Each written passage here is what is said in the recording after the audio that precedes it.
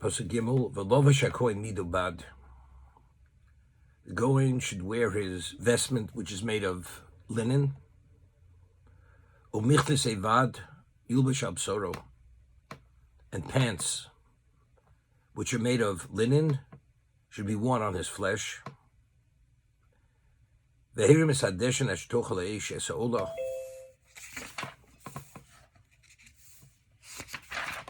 On the mizbeach, somewhere it's on the mizbeach, and the fire will consume the burnt offering on the mizbeach. The somewhere it's on the mizbeach, and he will take the ash which he removes and put it alongside the mizbeach.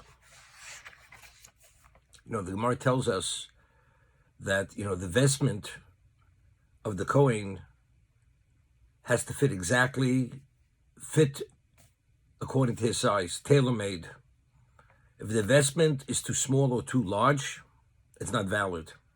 It's not a valid vestment, and therefore the Kohen's service is not valid, because the Kohen, his service is only valid if he's wearing his vestment, and his vestment is only midovad.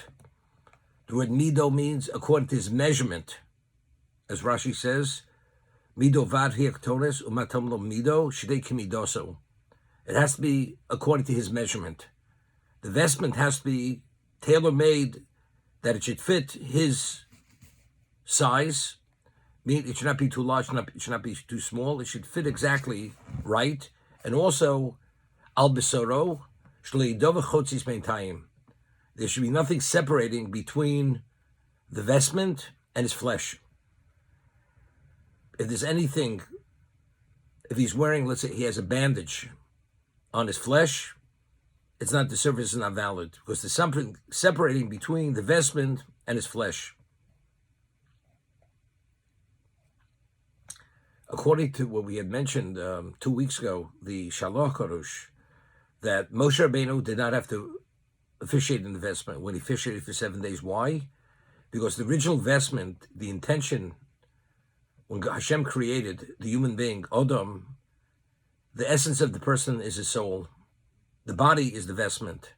But because Adam had eaten of the Eitz Hadas, which was contained within it, Tov V'Ra, it was evil, that evil became enmeshed and intermingled in the physicality of the person, so the body as a vestment became disqualified. Therefore, the Kohen needs vestments, as it says, l'kovod l'tiferes, for honor, for glory. Because anything less than that, to officiate, you're disgracing Hashem, because that vestment no longer qualifies. But Moshe Rabbeinu, who even his physicality was spiritualized, and that's why, as we find, he radiated, his body still qualified as the vestment. Therefore, the Gemara tells us, when he officiated for the 7 days, he didn't need vestments. His body itself, the original vestment which Hashem created, was the vestment. Now, the vestment, if a person has a body, the body is tailor-made to his neshama. That's what God created a human being. Whatever your body is, that's tailor-made to your soul. If the vestment now is replacing the body, there's the vestment prescribed to be in place of the body. So what does that have to be? First, it has to fit right. It has to fit according to size. Because it's the equivalent, it's replacing the body. And just as the body is associated with the neshama, there can be no separation between the vestment and the body, because this is replacing the body. So therefore, if there's any chatzitza, separation, it's not valid. The Gemara even has a shaila, a question: what happens if the Kohen's wearing his shirt and the wind blows and the wind separates and there's an air pocket between his flesh and the vestment? Since the vestment is not lying on his flesh, maybe it's a problem, because it says in the pasuk al besoro, the vestment has to be touching his flesh. So even though there may not be anything separating, but factually, or it means there should be nothing separating. It doesn't mean literally on his flesh, it means nothing separating. So as long as there's no chatzitza, so the air pocket is not a problem. Mar has this question: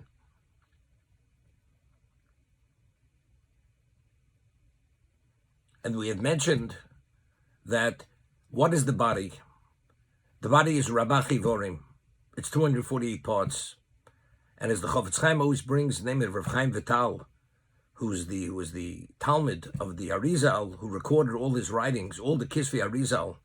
The writings of Arizal were recorded by, and he was appointed by the Arizal to record all the teachings.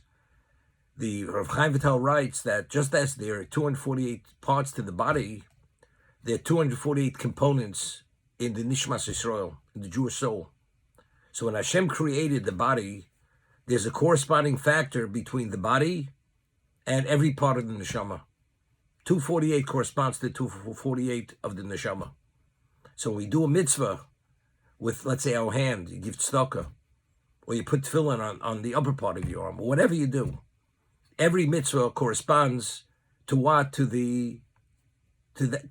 bring about a tikkun, a level of perfection in the neshama itself. So everything is actually recorded or emblazoned, etched in the neshama, every mitzvah we do. That's what happens. So the vestments, which were prescribed by Hashem, how exactly the materials, how they have to look, everything. So that this is the new vestment. So the vestment the Kohen wears is the equivalent of Ramach. It's Ramach. It's the equivalent of 248, because when he officiates with that vestment, he's officiating with his Ramach. So when he officiates with that Ramach, which represents the 248, whatever effect, positive effect it has on neshama, not only his neshama, on Nishmas Yisrael, because he represents, when he brings the Korban, he represents Klal Yisrael. It affects our souls. So his vestment, the Kohen Gadol's vestment, actually is a representation of not only the body of his own body, but the bodies of Klal Yisrael.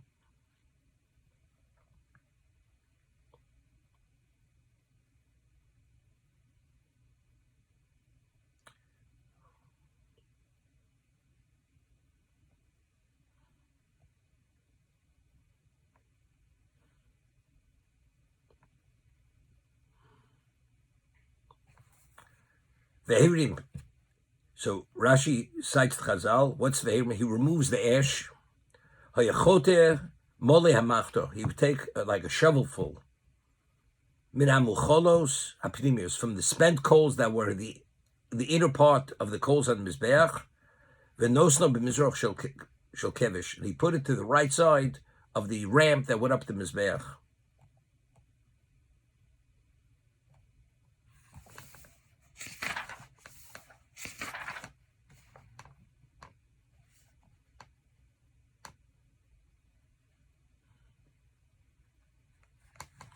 Ufoshet as begodov, after he removes the ash, the Kohen, whichever Kohen merits to do this particular service, Ufoshet as begodov, he removes those vestments.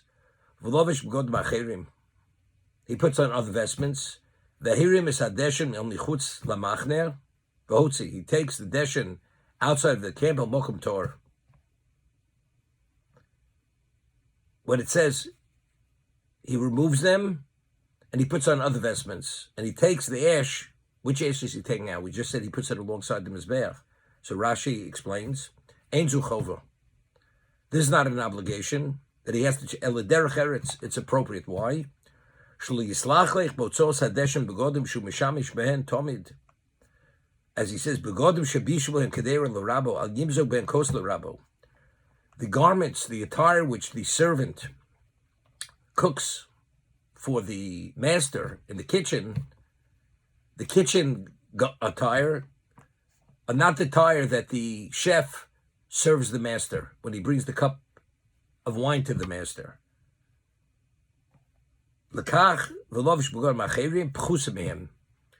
Factually, you're taking out, what was the service?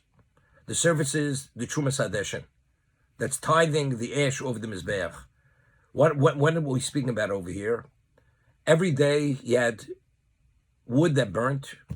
A number of times during the day they would put other beers of wood on the mizbeach, which was a mitzvah. It's an argument how many times a day did they do it. It's machlokes and Marin Yuma. But eventually there was a tremendous, and besides the karbonos that were burnt, there was a tremendous accumulation of ash. So there was a mound of ash. Every day they would sweep the ash to the center of the Mizbeach, but eventually there was like a tremendous heap of ash.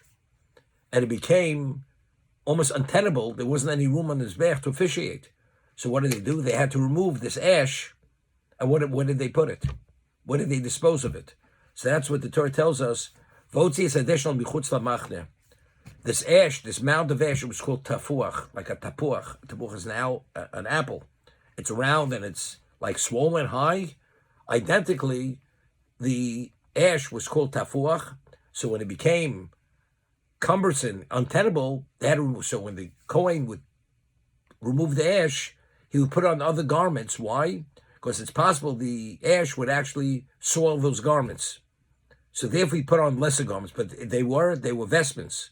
But the vestment that he officiated with on Mizbeach, which is actually serving the master, that's the avodah, those were the higher quality garments, speaking, and the ones that he removed the ash, as he says, there's a concern that he shouldn't soil those garments. He would put on lesser quality vestments, but they were vestments.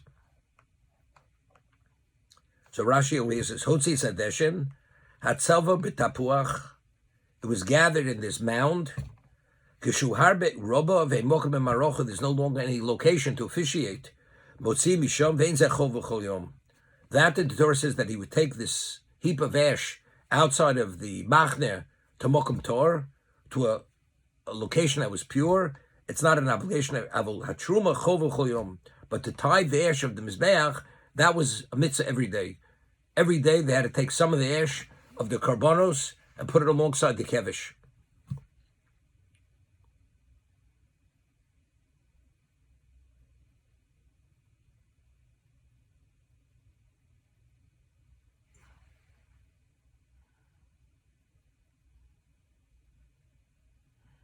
So here the Ramban cites Rashi.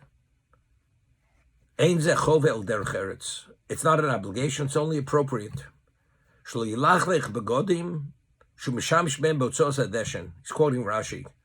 Begodim shabishblim kedeiru l'rabo, the attire that he had cooked, the food for the master, al yimzo bem kos l'rabo. L'kachomar v'lovish begodim acherim. Therefore it says he puts on other vestments, pchusim him, lesser quality, loshen Rashi. V'akavono l'rabbeinu bozer, lomar sheotzos hadeshen tzricha bigdei kuna. Meaning that when you take the ash outside machne, it's also considered a service, and therefore the Kohen is still officiating, therefore he has to wear vestments. Then when it says other vestments, it doesn't mean ordinary attire, but it means it's the priestly vestments, but the lesser quality. He's asking, but how does Rashi know that it's not a chiyuv? Rashi says it's only when it became cumbersome, to put on lesser attire, lesser quality, it's not a chiyuv, it's not an obligation. Ki nira shemitzvi ala kohen, shabagodim shiyasa ben hakorbonis gam haromis deshi begodim itkiyim, lo yishamish b'osa asher hotzi adeshen, v'amitzvah b'derech musar ha'eved lo rabo, lo chach you have l'kohanim begodim ha'chamudas la'avodas ha'pchusim v'ha'pchusim lo'osa adeshen. He says he doesn't know where Rashi gets this from, that there's no obligation, it's just appropriate, because factually there's a mitzvah. There's a mitzvah to wear bigdei kuna. Meaning, halachically, even the vestments that he officiated on Mizbeach, he could wear the same vestments. But it's based on a sensitivity, it's not really appropriate. He says, he quotes the Gemara in Yuma, he says, but there are positions in the Gemara that taking out the ash, one doesn't even have to wear bigdei kuna. The Yoma Lovash Begodim Acherim, what does Begodim Acherim means? Bigdei chol. Even non-consecrated vestments, ordinary clothing, Pshusha Mikro Bekach, Shiyitza Olav Shali Yilachech, Bigdei Abad, Bigdei HaKodesh, Botzos, Yubash Bigdei chol, he puts on ordinary clothing. Now, it's interesting. A Kohen, when he finishes in officiating, he has to take off his vestments. The Gemara says that vestments are considered klishores. Just as when you take, let's say you consecrate flour for a mincha, which we last week's parsha. What level of kedusha does that mincha have? The flour. You take sufficient the quantity of flour and you consecrate it for a mincha, like you consecrate an animal. Now, when you consecrate an animal, immediately upon consecration, what level of kedusha, of sanctity, does that animal rise to? It's called kedushas mizbeach, because it's designated for the mizbeach. The only way you could redeem that kedusha, the animal has to be blemished. If it's not blemished, you can't take the kedusha off that animal. That's what Torah says. It's called a mum. There's a mum. You take its value, and you transfer the kedusha on the animal onto that money, and then you purchase a new animal. But until it has a mum, you cannot redeem it, because it has kedushas haguf. What about you consecrate flour for a mincha, and you hadn't put it in the mincing vessel yet? There was a vessel that they would actually put the flour in, which was considered what we call a klishoris, and the flour becomes contaminated. What's the halacha? You could redeem it, because the kedusha, when you consecrate the flour, it's all called kedushas domim. It's designated to be used for a korban. It's not yet a korban mincha yet. Once it becomes a korban mincha, it's called a sacrifice of mincha. If it becomes contaminated, you can no longer redeem it. It has to be disposed of in its appropriate way. But until you consecrate, until you put it in that mincing vessel, it doesn't rise to that level of kedusha, which is called kedushas haguf, the kedusha of the mizbeach.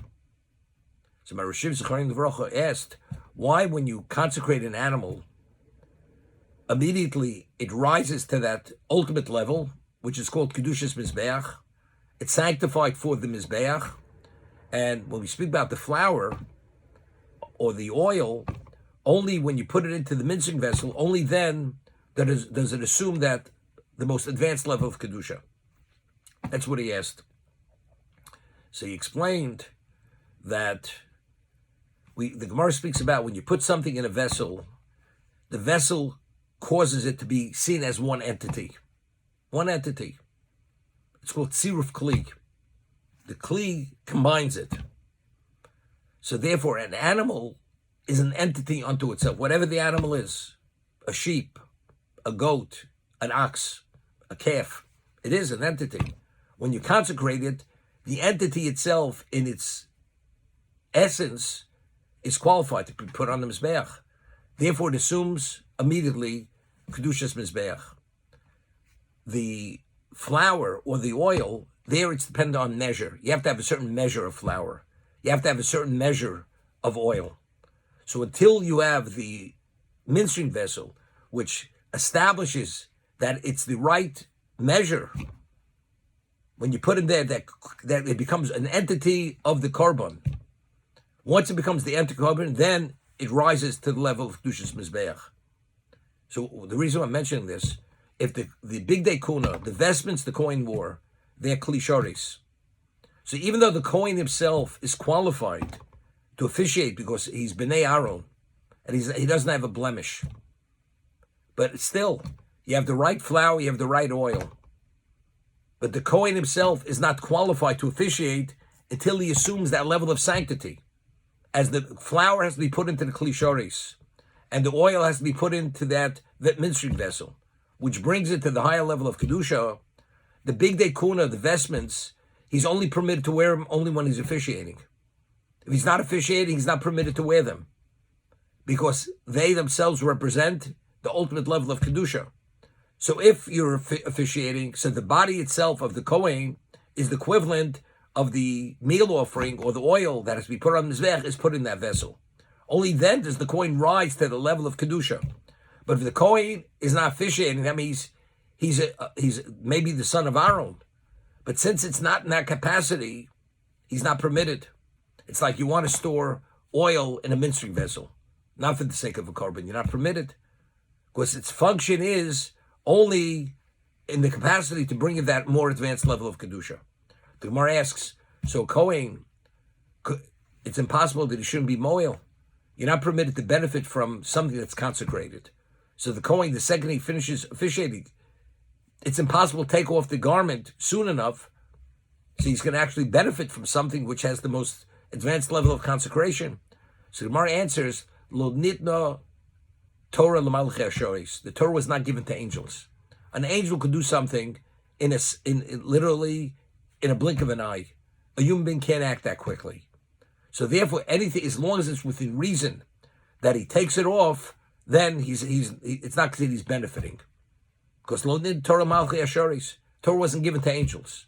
But if you should wear it when he in a period of time that he should take it off, and he doesn't take it off, then he's actually benefiting from something that he's not permitted to benefit from. I'm only bringing it out because he has to wear midovad. He has to wear the vestment which is tailor-made according to his measure. If it's not his measure, it doesn't consecrate him. A klishores only consecrates something when you put into it if it's meant to be put in there. If you put something else in there, let's say you have a mincing vessel which is meant for dry measure, and you put the oil in there, that vessel will not consecrate the oil, or vice versa. Because it's only what it's specifically fashioned for, only then does it bring about that more advanced level of consecration.